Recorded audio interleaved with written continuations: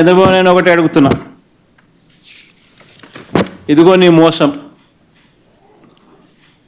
ఎన్నికల వేళ నువ్వు చెప్పినావు ఇది చేస్తాను అని.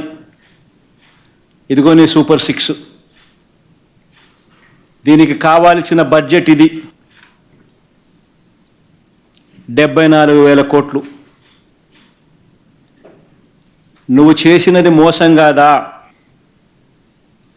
నువ్వు చెప్పినది అబద్ధం కాదా? నీ మీద 420 కేసు పెట్టకూడదా? ఆర్గనైజ్డ్ క్రైమ్ ఇది కాదా అని నేను ట్వీట్ పెడతా ఉన్నాను. నా ఎమ్మెల్యేలు, కంటెస్ట్ చేసిన ఎమ్మెల్యేలు అందరూ ట్వీట్లు పెడతా ఉన్నారు, పెట్టబోతున్నారు.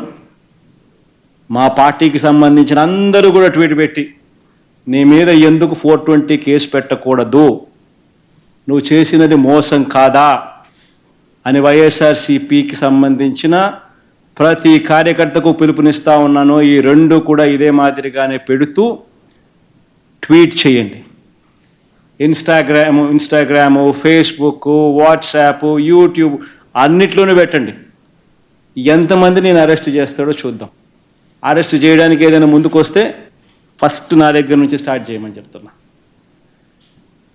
ఏమయ్యా నువ్వు చెప్పలేదా ఇవన్నీ? నీ మేనిఫెస్టోలో ఇవన్నీ లేవా? నీ బడ్జెట్ ఇది కాదా? నీ బడ్జెట్లో కేటాయింపులు, వీటికి సంబంధించిన కేటాయింపులు ఇవి ఉండాల్సింది కాదా? మరి ఎందుకు కేటాయింపులు చేయలేదు?